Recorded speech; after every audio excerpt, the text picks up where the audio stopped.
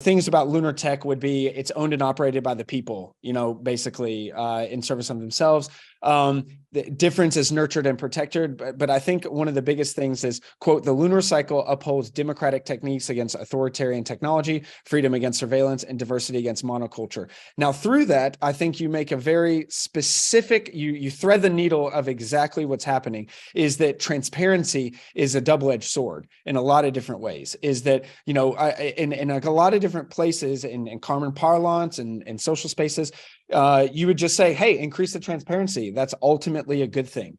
But then, as you're saying, is that when you increase transparency, you also kind of put on an academic hat of like, what is measured is surveilled. Well, what is kind of transparent? Well, then that obviously makes it easier to surveil. And then that also gets used as a cudgel or a tool for authoritarianism. And so kind of you make this distinction that, solar punk and then traditional cryptocurrency is kind of stuck in this transparency is always good. And then that just means more surveillance. And then now what kind of you're saying is that, well, if you flip it all completely on its head and then there's no transparency of anything, well, then it's more, like you say, a generative space to create other things. How do we think about transparency and permissionlessness and decentralization when some of those things are inherently thought of as good things, but then they have second, third, fourth order knock-on effects? Can you talk about that a little bit?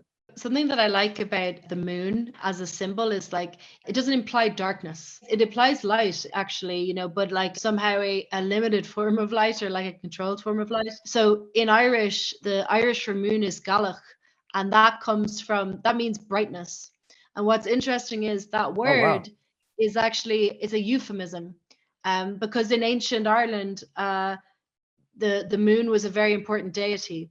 And with deities, it's like in a lot of spiritual cultures, it's considered like bad luck to refer to the deity directly. So the Irish for moon, which is Galach, is not the true name of the moon. It's like a euphemism for the moon that has been passed down in time, but the euphemism is brightness, which I think is very nice. And it's relevant here because what these new technologies, these encryption techniques allow is to not think in black and white terms of either everything is transparent or everything is anonymous. It's like you can actually have partially encrypted programs, which is much more powerful, because like you could, for example, as a DAO, decide that actually for our use case, depending on our threat model, depending on, whatever, the needs of the DAO, we could choose to reveal certain actions. Mm-hmm. Like we could, for example, make our treasury public, but protect all of the DAO members.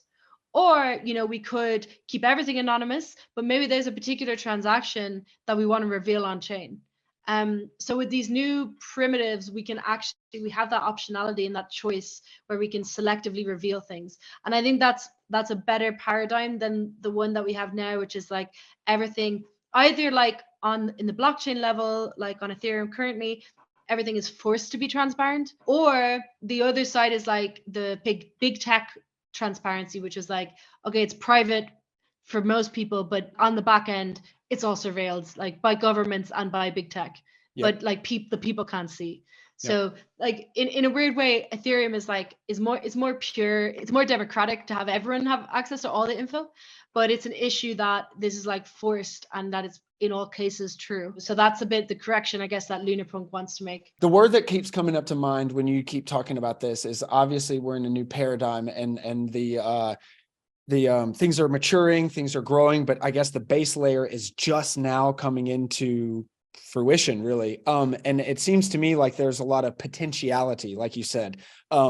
Talk about that, because I think you just started to go on that of the partiality of like, okay, well, some parts could be this and some parts could be not. But then if you start really thinking about the possibilities, then all of a sudden there's a whole ecosystem that could come out of this immediately. So what needs to happen for that ecosystem to kind of come up? I mean, because the CIA and the NSA are not going to stop spying tomorrow, or the GHQ, or any of the big five spying eyes and institutions and powers that be. So what are some other things that we as consumers or regions or collected social networks do about this going forward? I think something you touched on is like gets to a question that I find very compelling, which is like, what are the potential tools that can be built through ZK that otherwise wouldn't be possible?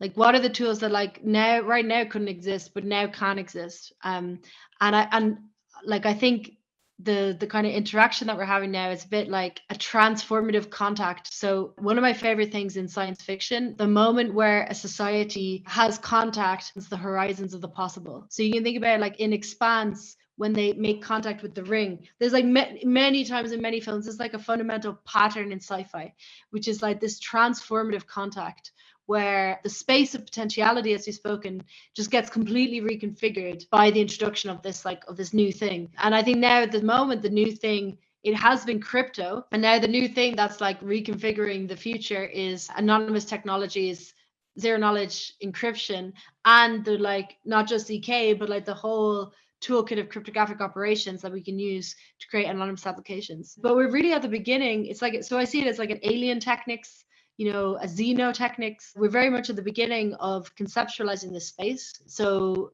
from the DarkFi side, we're trying to, at the moment, the way that we've designed DarkFi is to be intentionally simple, but as we build applications, we observe common patterns that developers use. Like, for example, one pattern is like, you can do this in ZK, it's called a Merkle inclusion proof, or like some kind of a membership proof. So it's basically saying you can prove something exists within a set without revealing that thing. So anonymously say whether or not something happened on chain, for example. So this is like a primitive, and there's many such kind of tricks, and we will slowly build abstractions around this.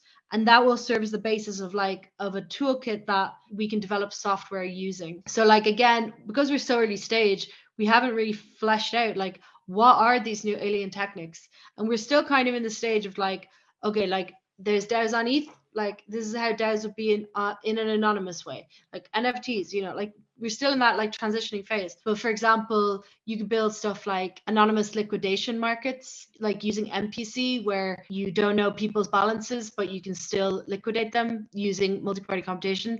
That could be used for a DEX as like a component within a DEX. You'd also do like incentivized anonymous leaking, information leaks. You could do anonymous buy and sell marketplaces. You can do incentivized information. You can prove that you own a piece of information without revealing that information. There's many ideas, but we're still early stage. Personally, like my creative power is being diverted towards like actually building the most basic tools. So we haven't gotten deep into the conceptualization stage, but that's a really exciting area as well.